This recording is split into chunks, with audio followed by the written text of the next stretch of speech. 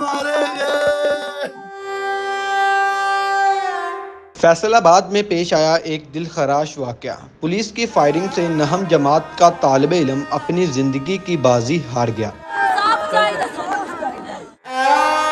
पीछे से एक लाइट पड़ी है और हमें लगा कि वैसे कोई गाड़ी जा रही है, इसलिए हम तो आस्ता अपनी मौज मस्ती में जा रहे थे। उन्होंने हमसे ना कोई सवाल किया ना कोई जवाब दिया। उन्होंने फायरिंग शुरू कर दी, जिससे हमारे दो दोस्त जख्मी हो गए, जिससे एक आज फौत हो गया। जिन्होंने मुहाफिज का किरदार अदा करना था मगर उन्होंने जालिम का किरदार अदा किया। उन्हें कैफरे किरदार तक पहुंचाया जाए और इस यतीम माँ के बेटे को इंसाफ दिया जाए।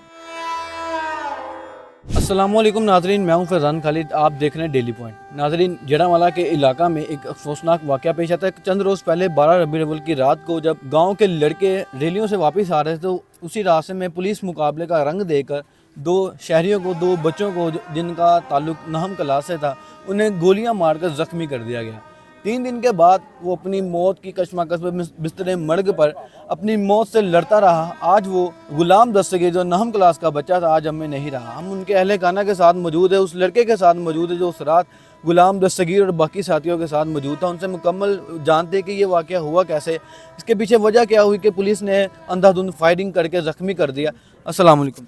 वालेकुम अस्सलाम। फैज़ान हैदर, ये बताइएगा कि उस रात हुआ क्या था?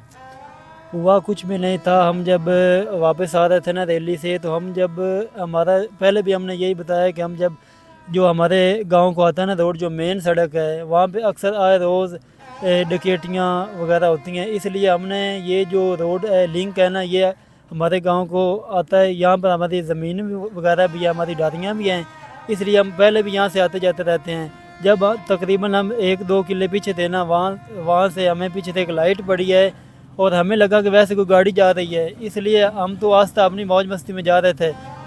जब वो हमारे करीब आई है तो हमने तो उनको अपने से रास्ता दिया है, उन्होंने हमें पीछे से हिट किया और हम आगे जाके गिर पड़े।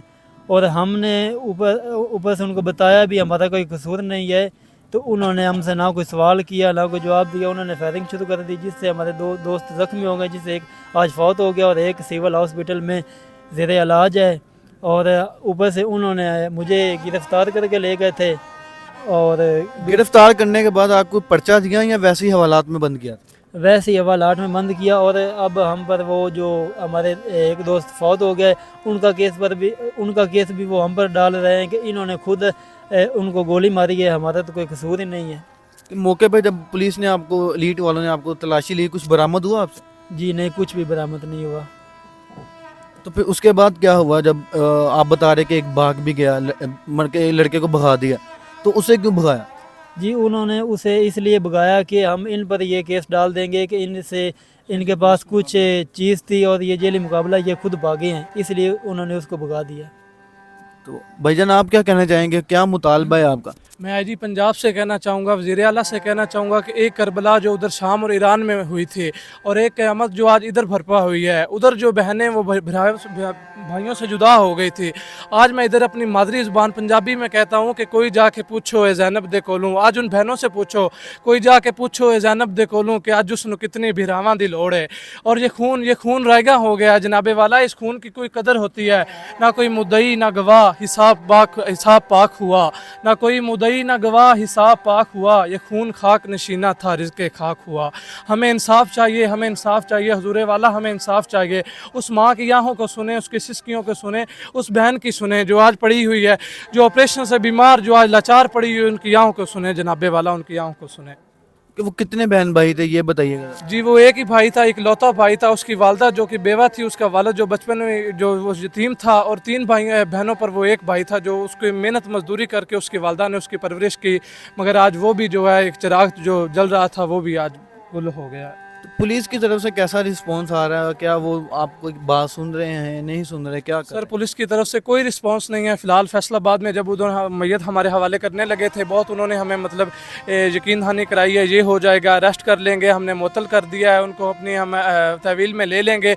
मगर ये सब ड्रामा है, वो अपने पेटी भाइयों को बचाने के लिए हर मुमकिन कोशिश कर रहे हैं।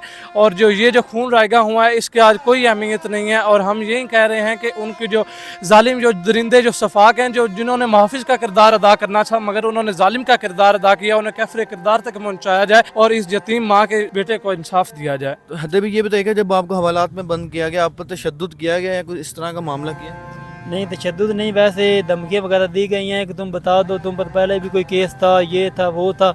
हमने कहा हमारा रिकॉर्ड चेक करो, हम पर कोई केस नहीं है। और वो जो पुलिस की वो तो आदत है, उन्होंने मतलब अपनी तो करनी होती है। इसलिए अल्लाह का शुक्र, अल्लाह ने हमें बचा लिया और हमारा ये जो भाई था वो जान से जा। तो टोटल लड़के कितने थे आपके साथ? टोटल हम 4 लड़के थे, जिसमें 2 ज़ख्मी हो गए और एक उन्होंने भगा दिया और मुझे लेकर साथ चले गए वाला। तो जो भागा था वो लड़का ठीक है? जी वो अब ठीक है।